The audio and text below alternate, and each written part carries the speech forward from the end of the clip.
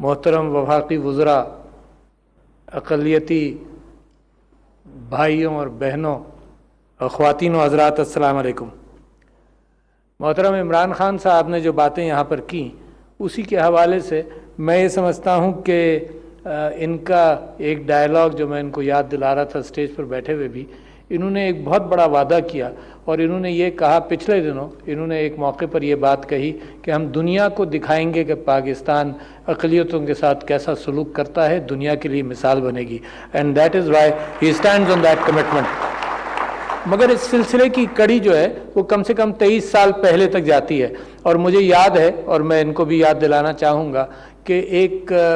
जब पार्टी बनी 1996 के अंदर, तो उसी ज़माने के अंदर ये बात सोची गई कि हम पार्टी तो बना रहे हैं मगर हमारा पाकिस्तान के लिए क्या नक्शा होगा, क्या हमारे जहनों के अंदर बात होनी चाहिए। तो एक रिट्रीट किया गया 3 दिन का। उन 3 दिनों के अंदर एक 4 अल्फाज पर मबनी एक स्टेटमेंट तैयार किया गया और उस हर लफ्ज़ को बड़े अच्छे अंदाज से डिस्क्राइब भी किया गया, और वो था कि हम पाकिस्तान के मुताल्लिक़ ये चाहते हैं कि पाकिस्तान एक जदीद इस्लामी फलाही रियासत, एक मॉडर्न इस्लामिक वेलफेयर स्टेट बने। और इस हर लफ्ज़ को हमने उसकी वजाहत की। मॉडर्न के हवाले से कुछ वजाहत इन्होंने भी की, मैं इस वक्त नहीं करूँगा। 2 अल्फाज पर मैं जाऊँगा, एक तो इस्लामिक और एक स्टेट। वेलफेयर के एतबार से एहसास प्रोग्राम, बहुत सारी चीज़ों के अंदर आप प्राइम मिनिस्टर की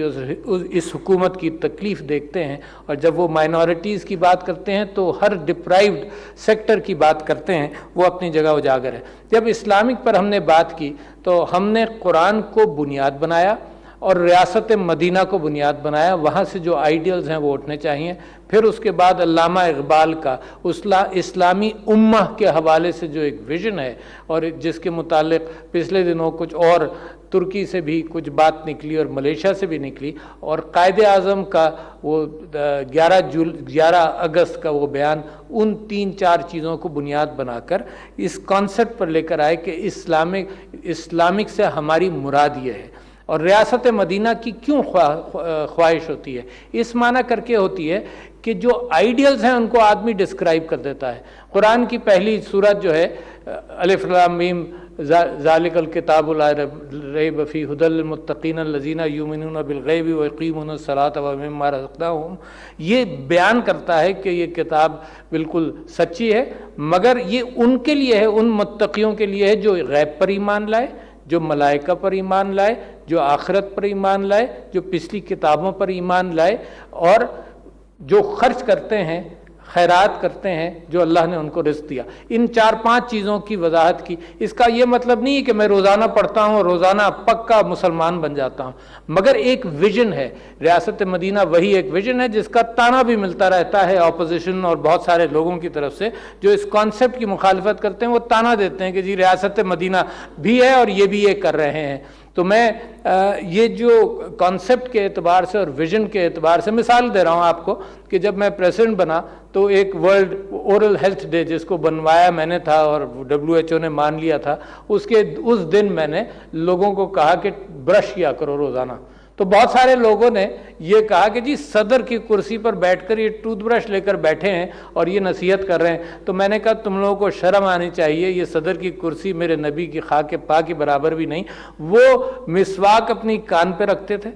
और हर वक्त हिदायत देते थे कि दांत साफ किया करो, और फरिश्ता जब भी आता है तो ये वही लेकर आता है कि जी दांत और साफ करें। तो मैंने कहा कि जब सदर पाकिस्तान ये बात करे तो वो तो नबी की खाके पाक के बराबर भी नहीं, मगर ये कि ये बात, ये कॉन्सेप्ट जब हम अख्तियार करते हैं, वहाँ से हम सारी अपनी जो इनहेरिटेंस है इखलाकी एतबार से और इंटेलेक्चुअल एतबार से जब वहाँ से लेते हैं, तो वही रियासत मदीना के जो आइडियल्स हैं उनको पाकिस्तान के अंदर लाना चाहिए। अच्छा, जब ये रियासत की आप बात करें तो साथ साथ आप ये देखें कि अक़लियतों के साथ क्या सलूक होना चाहिए। यहाँ इस बात का जिक्र हुआ कि सेंट कैथरीन्स मॉनेस्ट्री के अंदर एक डॉक्यूमेंट है। अब एक सेंट कैथरीन्स मॉनेस्ट्री की एक हिस्ट्री है, और वो हिस्ट्री ये है कि वो बनी थी ऐसी जगह पर जहाँ से हज़रत मूसा ने अल्लाह ताला से कलाम किया था। वो है story of the burning Bush, Bible के अंदर भी वो मौजूद है कि हज़रत मूसा ने वहाँ पर अल्लाह से कलाम किया था, और उस बुश के अंदर آگ لگی بھی نہیں مگر اس کے پاس سے آگ نظر آئی، حضرت موسیٰ گھبرا گئے، ڈر گئے اور پیچھے ہٹے، تو اللہ تعالیٰ کی آواز آئی کہ موسیٰ ڈرو مت، یہ تمہارا خدا ہے جس نے تم کو پیدا کیا۔ پھر حضرت موسیٰ کو اللہ تعالیٰ نے احکامات دیے کہ تم جاؤ اور تمہیں طاقتور بنانے کے لیے 7 معجزے میں تم کو دینا چاہتا ہوں، جس کے اندر عصائے موسیٰ تھا، جس کے اندر یہ تھا کہ حضرت موسیٰ کی طاقت تھی کہ دریائے نیل کو وہ انہوں نے پارٹ کیا، جس کے اندر ایک یہ تھا کہ تم اپنا دایاں ہاتھ اپنے بغل میں ڈالو گے تو اس میں سے اتنی روشنی نکلے گی کہ لوگوں کو پتہ چل جائے گا کہ تم اللہ کے نبی ہو۔ مگر حضرت موسیٰ گھبرا رہے تھے جاتے ہوئے پھر بھی، کیونکہ ان سے قتل سرزد ہوا تھا مصر کے اندر، جس کے اندر فرعون کے کچھ لوگوں پر ظلم کر رہے تھے، انہوں نے مقابلہ کیا تو گھبرا رہے تھے، تو اللہ تعالیٰ نے کہا تم ڈرو مت، تم جاؤ۔ اور اس کے اوپر حضرت موسیٰ نے وہ مشہور قرآن کی دعا ہے حضرت موسیٰ کی کہ رب اشرح لی صدری ویسر لی امری واحلل عقدۃ من لسانی یفقہوا قولی، کہ اے اللہ میرا سینہ کھول دے اور میری زبان میں سے وہ لکنت نکال دے، اور میرا تاکہ جو میں کہوں وہ لوگ اس کے اوپر عمل کریں اور میرا کام آسان کر دے۔ یہ اس میں تو وہ جگہ جو ہے وہ گفتگو ہے جو اللہ تعالیٰ کی حضرت موسیٰ سے ہوئی۔ وہاں پر ایک ڈاکیومنٹ ہے عہد نامہ محمد کے نام سے، جو وہاں کا کلیسا اور وہاں کا چرچ یہ کلیم کرتا ہے کہ حضور اکرم صلی اللہ علیہ وسلم کی اس میں مہر بھی ہے۔ وہ ڈاکیومنٹ میں نے دیکھا نہیں، مگر اس کے اندر یہ وضاحت ہے کہ یہ میرا معاہدہ ہے تا قیامت، میرا اور میری امت کا معاہدہ ہے تا قیامت مسیحی برادری کے ساتھ، کہ ہم ان کے چرچز کو پروٹیکٹ کریں گے، ہم ان کے پریس کو ہٹائیں گے نہیں، ہم ان کو آزاد کریں گے، چرچز کے اندر جو چیز موجود ہے اس کو کوئی اس کی چوری نہیں ہونے دیں گے، توڑ پھوڑ نہیں ہونے دیں گے۔ یہ ایک بہت بڑا معاہدہ ہے جو ہمیں اس بات کی نشاندہی کرتا ہے کہ ہم مائنورٹیز کے ساتھ کیا سلوک کریں۔ اور یہی حضرت عمر کے حوالے سے بھی ایسا ایک معاہدہ جب یروشلم گئے جب کا معاہدہ ہے۔ مگر اللہ تعالیٰ قرآن میں کیا فرماتا ہے؟ وہ کہتا ہے میرے نبی سے کہ اے میرے نبی تم نرم گو ہو، لہذا تم کو لوگ تمہارے پیچھے چلتے ہیں، اگر تم سخت ہوتے تو تمہارے پیچھے لوگ نہیں چلتے، اور تم جو سب کے لیے ان سب کے لیے اللہ سے معافی کے خواستگار ہو۔ فتح مکہ کی مثال یہاں پر دی گئی، بہترین مثال ہے۔ لوگ بہت سارے صحابی یہ کہتے تھے کہ اب ہم نے فتح کر لیا، اب موقع ہے قتال کا، اب موقع ہے بدلہ لینے کا، مگر نبی صلی اللہ علیہ وسلم نے کتنی اچھی طرح سے کہا کہ نہیں، یہ دن رحم دلی کا دن ہے، یہ دن لوگوں کے دلوں کو جیتنے کا دن ہے۔ اور اسی طرح سے ایک مثال ہمارے لیے بھی قائم ہوئی کہ ہم اس کو کس طرح سے اپنی ریاستوں کو کس طرح سے لے کر چلیں۔ ابھی ذکر ہوا کہ حضور اکرم صلی اللہ علیہ وسلم نے مسیحی ڈیلیگیشن کو ویلکم کیا مسجد نبوی کے اندر، اور تقریباً 40 ڈیلیگیشنز ان سے ملنے آئے، 40 مسیحی ڈیلیگیشنز ملنے آئے۔ وہ اپنی اوڑھنی ان کے لیے بچھایا کرتے تھے کہ وہ لوگ اس پر بیٹھیں، اتنی عزت اور تکریم کی جاتی تھی۔ اور آج کے زمانے کے اندر اگر کوئی مسلمان سخت ہو جائے تو یقیناً اسلامی روح کے اعتبار سے وہ خود بھی غلط فہمی کا شکار ہے، اور اس کے علاوہ بھی میں یہ سمجھتا ہوں کہ حضرت عمر کے زمانے میں یا حضرت علی کے زمانے میں ایک نابینا سڑک پر بھیک مانگ رہا تھا، تو پوچھا انہوں نے کہ یہ کون ہے؟ انہوں نے کہا جی یہ مسیحی ہے اور غریب آدمی ہے۔ انہوں نے جناب فورن سٹیٹ سے ایک رقم متعین کی، یہ نہیں کہ وقتی طور پر کچھ دیا گیا، انہوں نے کہا کہ یہ نابینا ہے، and it carries a message for both, for the disabled at the same time differently abled and at the same time of the minorities، کہ انہوں نے سرکار سے بیت المال سے جو کام پاکستان میں ہو رہا ہے اور ہونا چاہیے کہ جو جتنے ڈپرائیوڈ کمیونٹیز ان کو دیا جائے۔ یہ ایک اور بات جو حضور کی حدیث ہے جو بڑی اہم ہے، وہ مسلمانوں کو یاد رکھنی چاہیے کہ حضور نے یہ فرمایا کہ جو مسلمان غیر مسلموں پر سختی کرے گا، میں قیامت کے دن اس کے خلاف کھڑا ہوں گا اور اللہ تعالیٰ سے کہوں گا کہ اس کو سزا دی جائے۔ یہ حضور اکرم صلی اللہ علیہ وسلم کی حدیث ہے، اس سے بڑی ہدایت میرے اور آپ کے لیے کچھ ہی نہیں ہو سکتی۔ حضور اکرم کے صلی اللہ علیہ وسلم کے زمانے میں بھی ایک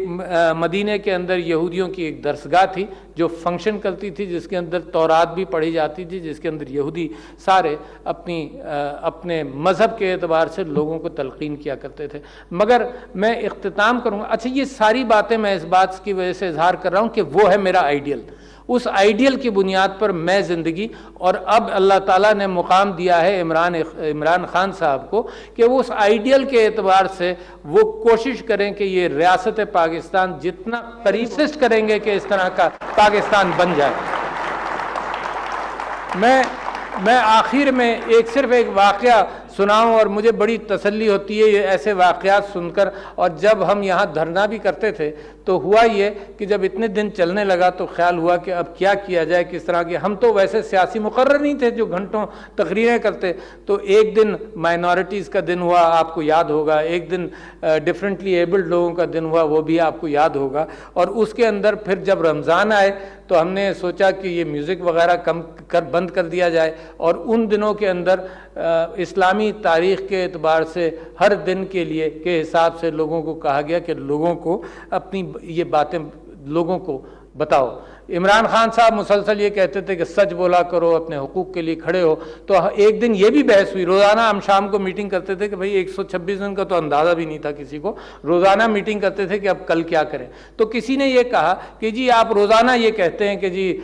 سچ بولو، روزانہ کہتے ہیں اپنے حقوق کے لیے کھڑے ہو، تو اب یہ کچھ اور بھی تقریر کیا کریں، تو مگر پھر بھی یہ طے پایا کہ انسان کو روزانہ یاد دلانے کی ضرورت پڑتی ہے۔ آپ نماز میں بار بار یہ پڑھتے ہیں کہ اہدنا الصراط المستقیم، کہ اللہ تعالیٰ سے دعا کرتے ہیں کہ مجھے سیدھا راستہ دکھا دے، مگر اس لیے کہ انسان کو یاد دہانی کی ضرورت پڑتی ہے۔ تو آخر کے اندر میں صرف ایک واقعہ، مجھے یہ کہا گیا ایک دن کہ درگزر کے حوالے سے تم اسلام کی تاریخ کے حوالے سے کچھ بات کرو، تو اس دن میں نے کافی پڑھا اس کے متعلق، مگر ایک واقعہ جو سب سے زیادہ مجھے متاثر کرتا ہے وہ یہ کہ میرا نبی صلی اللہ علیہ وسلم جب اسلام کا پیغام دیا تو ان کے خلاف راستوں کے اندر پتھر بھی مارے گئے، سب کچھ کیا گیا، تو دو یہودی آئے کہیں سے اور انہوں نے کہا کہ پوچھتے ہیں کہ نبی کا دعویٰ کس نے کیا۔ جب وہ مکے کی سڑکوں پر پھر رہے تھے تو کسی نے کہا وہ ہے نبی۔ وہ کون ہے نبی؟ جس کو پتھر مارا کسی نے، وہ گر گیا ہے۔ تو یہ جاتے ہیں اور کہتے ہیں کہ اگر یہ سچا نبی ہے تو یہ اپنے ہاتھ اٹھائے گا اور اللہ تعالیٰ سے کہہ دے گا کہ ان کو سزا دی جائے، اور پھر وہ دیکھتے ہیں کہ میرا نبی اٹھتا ہے اور دعا کرتا ہے کہ اللہ جن لوگوں نے مجھ پر پتھر مارے ان کو تو معاف کر دے۔ یہ سپرٹ ہے اقلیتوں کے ساتھ میرے نبی صلی اللہ علیہ وسلم کا رشتہ۔ ساری زندگی انہوں نے ڈپرائیوڈ لوگوں کے لیے کام کیا، اور میں سمجھتا ہوں کہ جب میں اور آپ ایک نئے پاکستان کا تصور اس لیڈرشپ کے نیچے دیکھتے ہیں تو وہ یہی دیکھتے ہیں کہ ہر سیکٹر کو پاکستان کے اندر مورل اعتبار سے ہم نے دنیا کو دکھا دیا کہ ریفیوجیز کے اعتبار سے وہ دنیا جو ہمیں نصیحت کرتی تھی ہیومینیٹیرینزم اور ہیومنزم کے اعتبار سے، ہم نے 35 لاکھ ریفیوجیز کو رکھا، 25 لاکھ آج بھی موجود ہیں، کوئی آواز یہاں سے نہیں نکلی کہ ان کو مت آنے دو۔ اور دنیا کے اندر آج آپ دیکھیں لوگ میڈیٹرینین میں ڈوب جائیں، کچھ ہو جائے، کوئی دروازہ نہیں کھولتا۔ تو میں سمجھتا ہوں پاکستان ایک ٹپنگ پوائنٹ پر ہے، اس ٹپنگ پوائنٹ کے اندر یہ ساری چیزیں، یہ مورلی پاکستان اوپر جا چکا ہے، اکنامکلی انشاءاللہ اوپر جائے گا ہر اعتبار سے، مگر اس کے اندر سب سے بڑا کھوٹا جو ہے وہ یہ ہے کہ پاکستان سب لوگوں کے لیے برابر ہو، چاہے وہ جس برادری سے اور جس مذہب سے ان کا تعلق ہو، ہم سب پاکستانی ہیں اور پاکستانی رہیں گے۔ بہت شکریہ، السلام علیکم۔